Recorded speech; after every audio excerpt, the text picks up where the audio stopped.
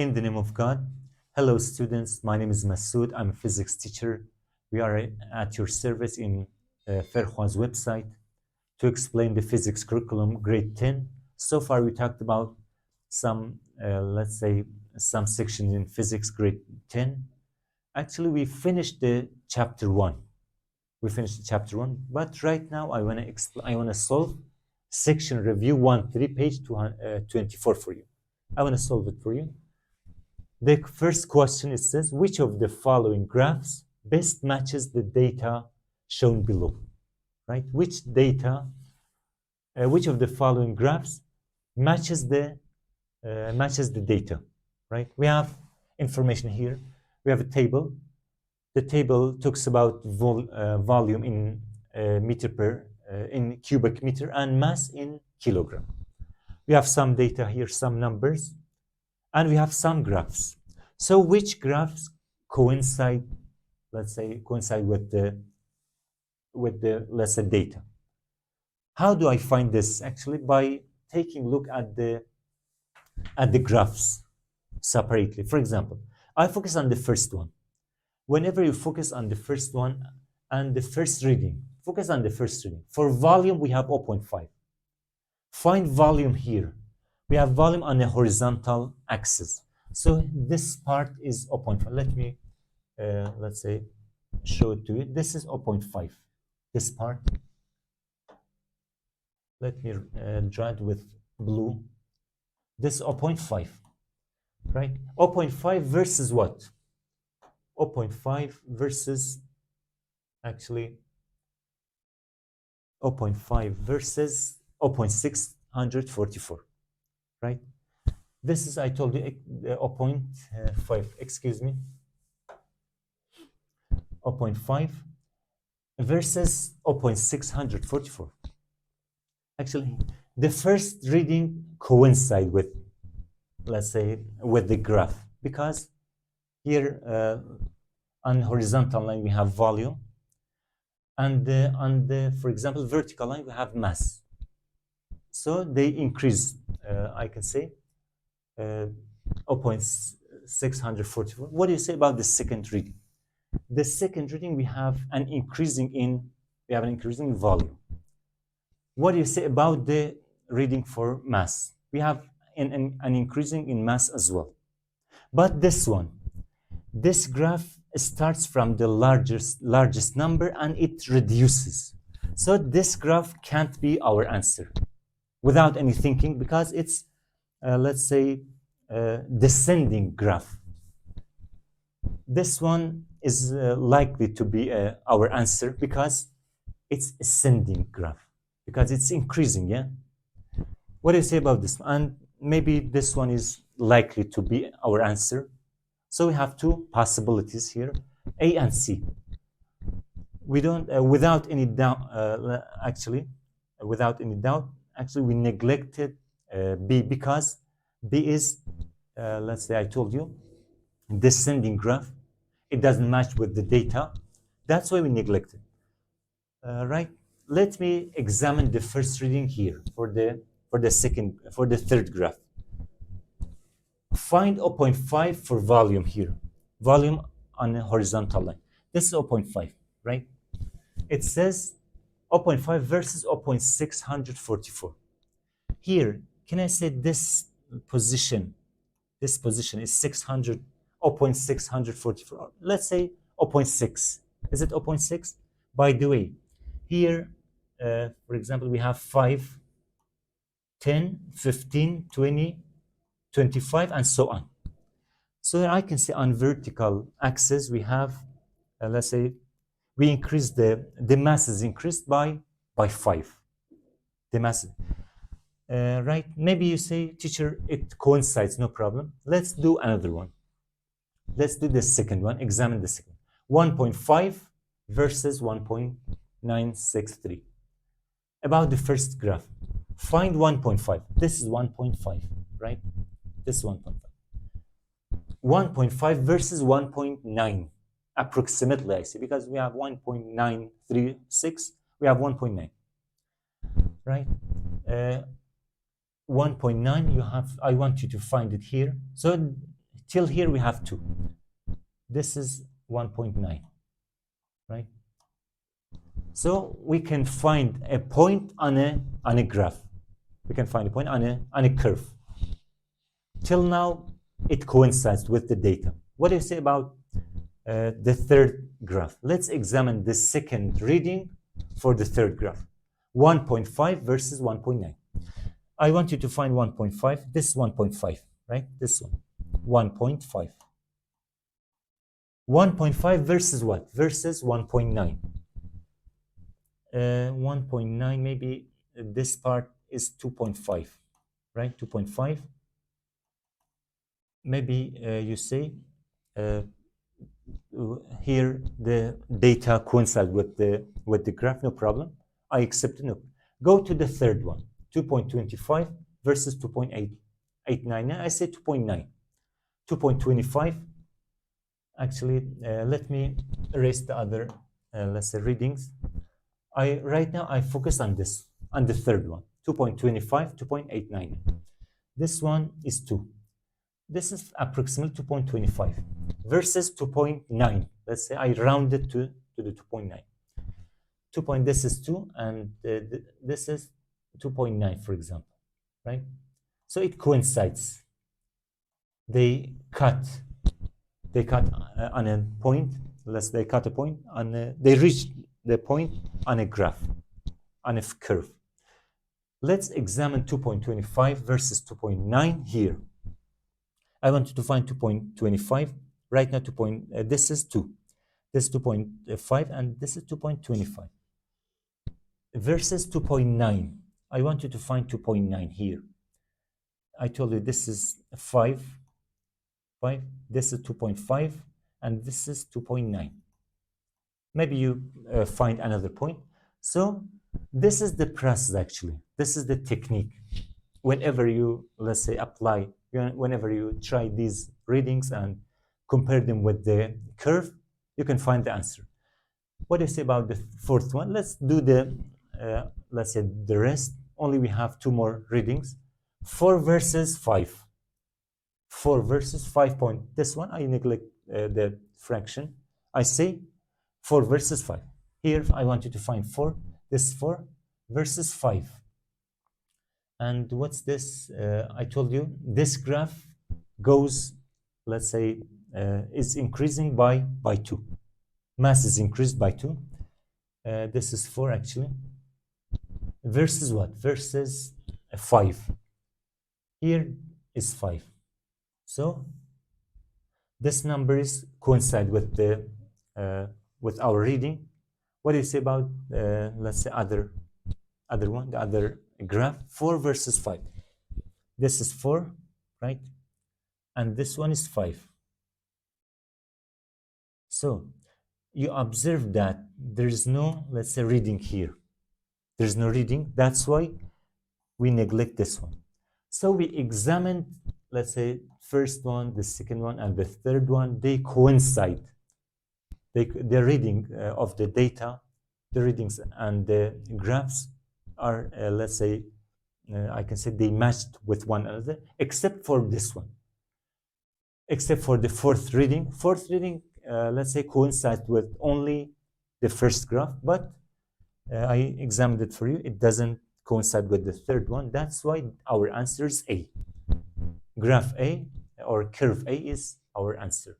So this data, this table is dedicated for graph A. Let's move on to another question, question number 2. But before I move to question number 2, let me tell you a note here. Actually, by means of some tools, we can, let's say, we can interpret our, for example, experiment. We can deduce our results by some rules.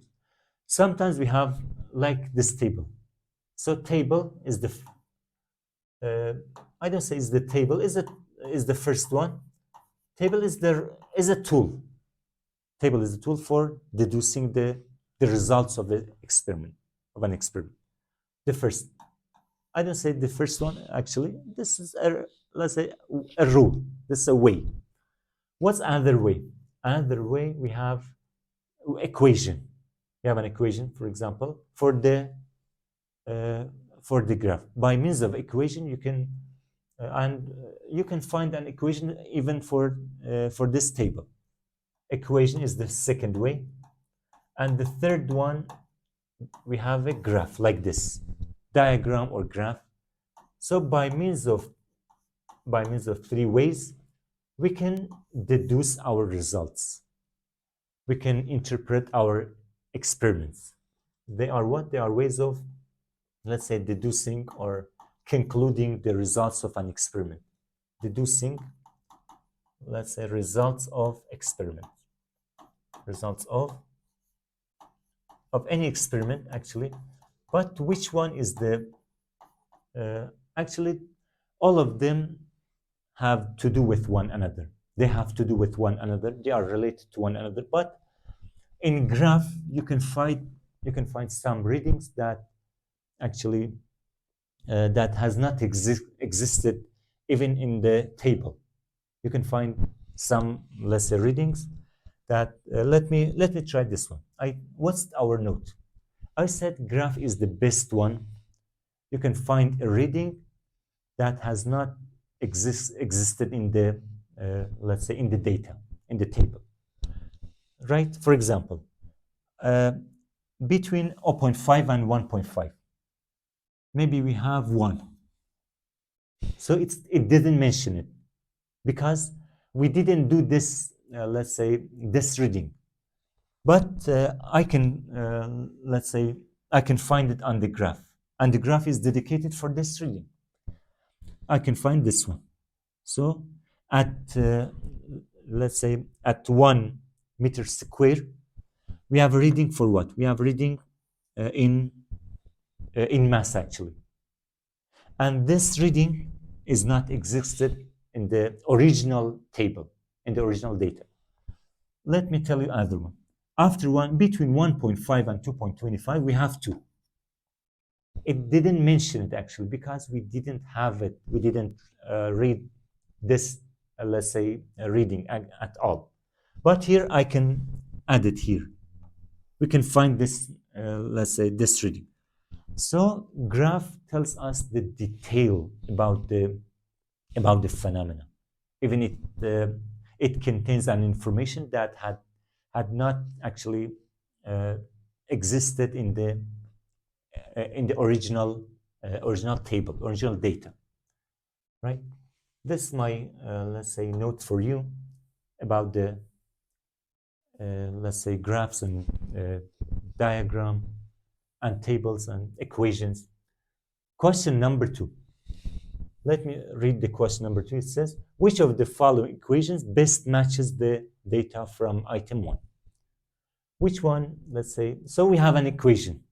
I told you we have an equation, we have a table, and we have a graph. Right now, we have an equation. Which equation coincides with the data in item 1? We have to come back to the item 1. We have this reading. Let me tell you the, let's say, solution. I want you to focus on this reading. Focus on this first reading, right? Neglect the other readings, right?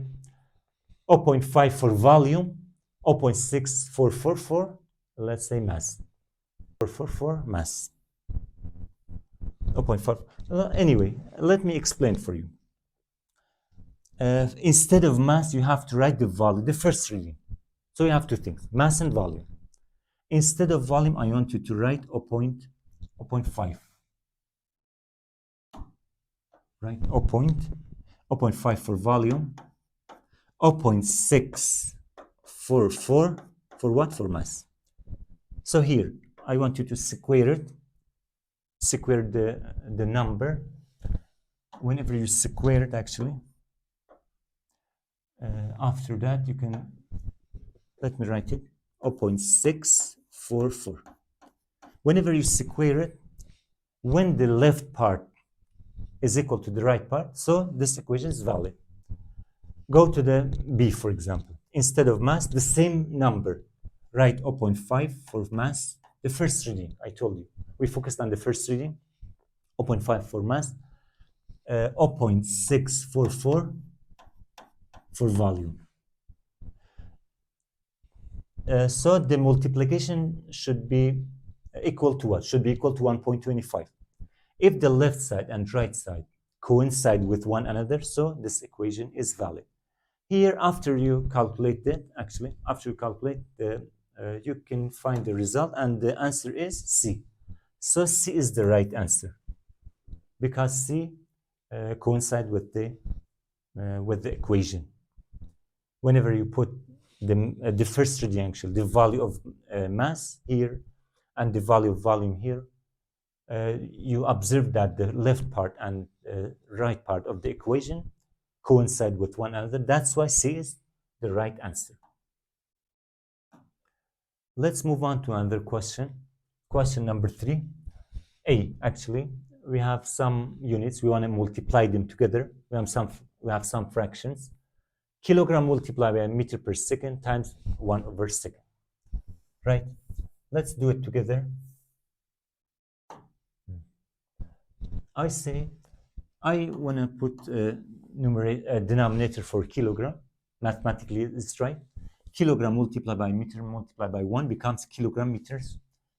Go to the denominator. 1 multiplied by second becomes kilogram meter per second square, and leave it. This is the answer, right?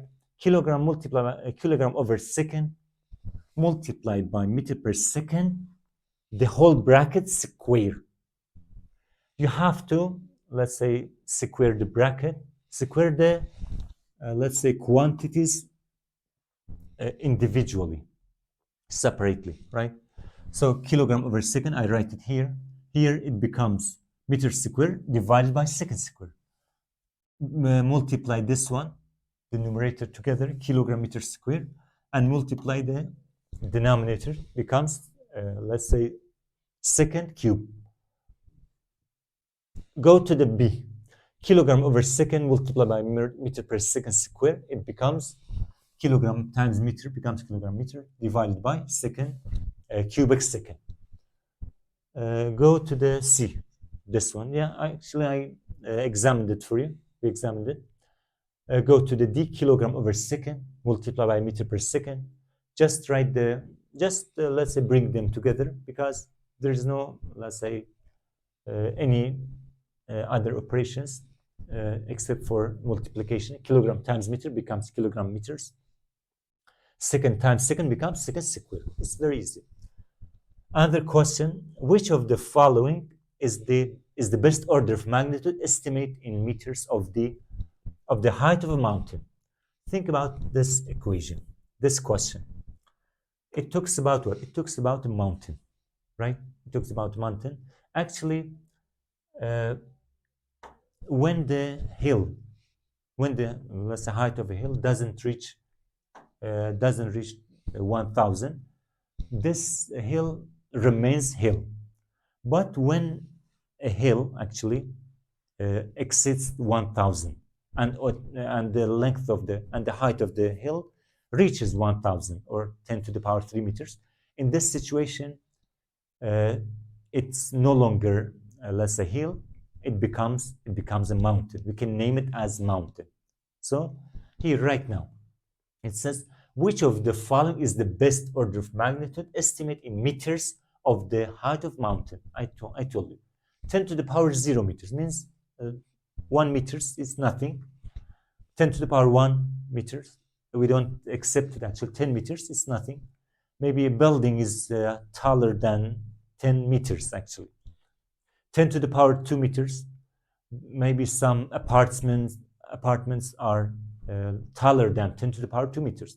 That's why we don't accept it. But this one, 10 to the power 3, actually is the best answer.